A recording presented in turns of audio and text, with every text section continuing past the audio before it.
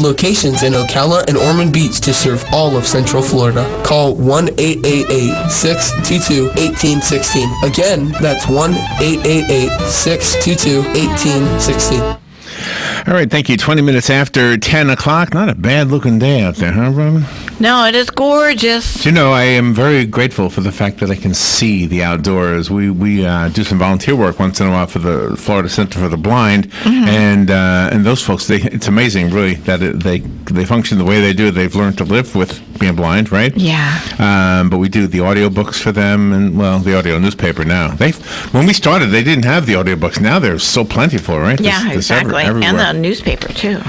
So when I went to the eye doctor not too long ago, he told me that I had the beginning stages of cataracts. So I don't notice it yet. I can't tell. I guess. Everybody who's had them taken out, though, right, says, oh, my gosh, I didn't even know that it was going to make such a big difference, right? Right, exactly. Yeah. All right, let's talk about this. Dr. Robert Cionni and Barbara Badger are on the phone. Dr. Cionni is an expert in cataract surgery. Barbara is actually a patient. Oh, my gosh, this is going to be mean. I don't know how long it's going to take before I need it. But there's something new, the Trifocal cataract lens. I think it's new. Good morning, Dr. Cionni, and good morning, Barbara. Good morning to both of you. Good morning. Good morning. And how you doing, Barbara? You seeing okay now? Oh, I'm just fantastic. My vision's better than it's ever been in my life. Really? I don't wear glasses. I can see every distance. It's brilliant and bright. I'm an artist, and I need to be able to see every direction. Oh, my God. And I am really, really absolutely amazed by these eyes. Did the colors of paintings you made before the cataract surgery look different when you looked at them after the surgery? Well, I don't know about that, but it sure looks different as I'm looking, because, some things are raw colors and some are muted, so I don't know how to tell that for sure. But it definitely, you look outside and the sky is so blue and the greens are green and just...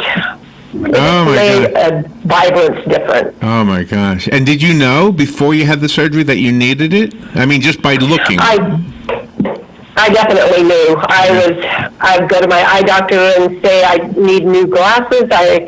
I'm not seeing well at every distance because with my portrait painting, I had to see very up close and very far away, and to be able to walk back and forth between. And I was just getting more and more frustrated. I couldn't drive at night anymore because it looked like I was looking through a dirty windshield, and when a light would come towards us, it would just kind of blind me. And so I quit driving for 3 years at night, and this has just completely fixed that.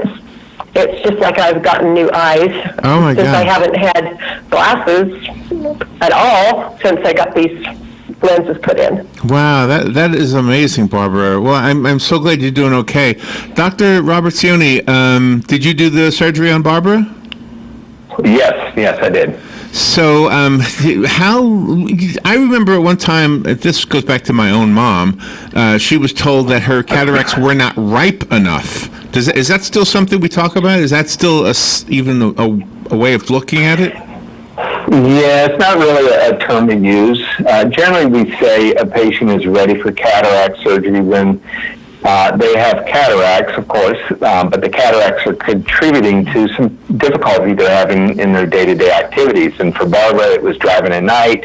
It was doing her artwork. Right. For somebody else, it might be seeing the golf ball when they hit it down the fairway. Right. One of the most common complaints, though, is trouble driving at night. You were part of the clinical trials, Doctor. How long did they have to go on before that procedure has been approved?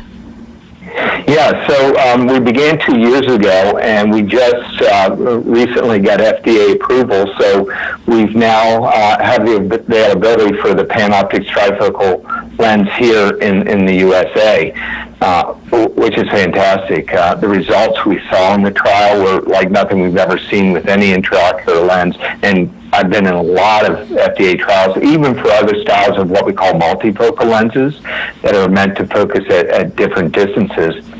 The beauty of this lens is it really does provide focus points without glasses from all the way from up close to far, far away.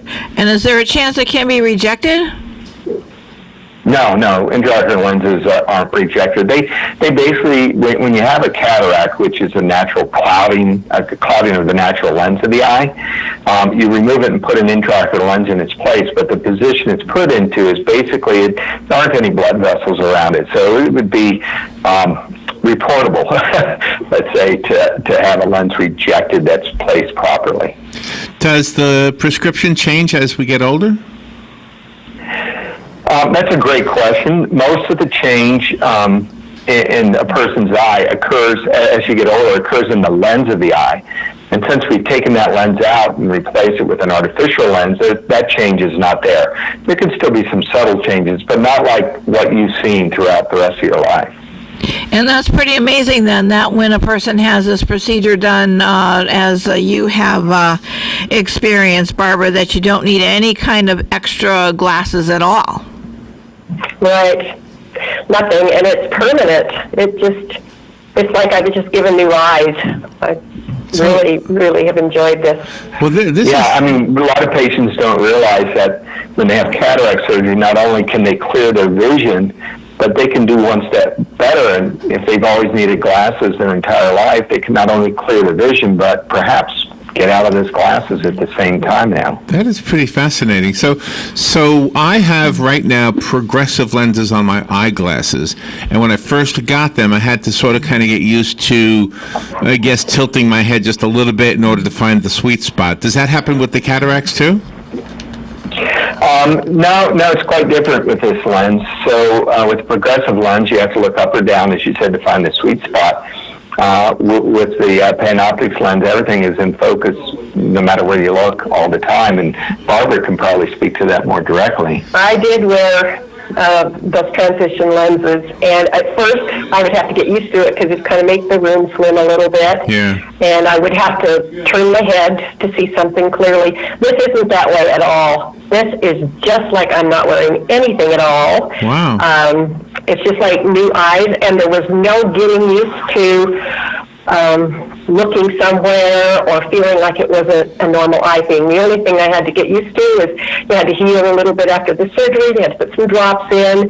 But after my first eye was done, I was really impatient to get the second one. Okay, and you just answered a question. So you have to do one at a time. Yes. Okay. And are all ophthalmologists aware of this new lens, and this is a nice, and this would be something they would present to all of their patients that they would have to have cataract surgery on?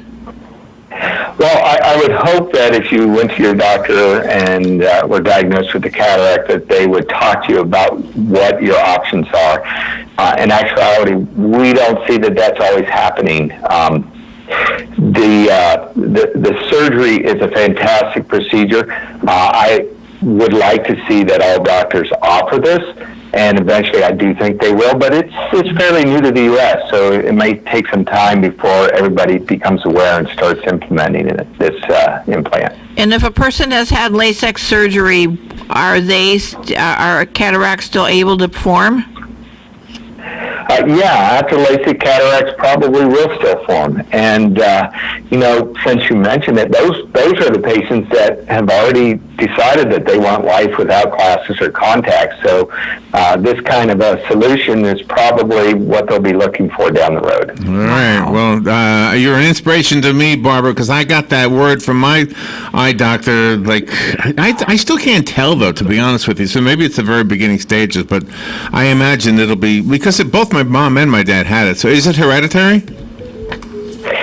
Yeah, if your parents have had it, you probably will too. In actuality, if you live long enough, everybody will get a cataract. So it's almost inevitable in every single person. And as you said, it is typically very slow, progressive. You don't see it come on quickly, and you need the diagnosis to eventually come from your doctor. Okay. Let me allow you to leave the listener with a website, if you could, please. Sure. If you want more information, you can go to the website mycataracts.com, and you'll find it there. Okay, very good. Dr. Robert Cionni, Barbara Badger. Barbara, you're an inspiration to all of us. I'm looking forward to seeing your art. Do you have a website for your art, Barbara? Well, I am being featured on havenlight.com. Okay. So if you want to look there, you have to go under the artist and find my name. All right. Well, thank you for being on the air with us and sharing your story, and thank you both for what you're doing. Thank you. Thank you. We'll be right back.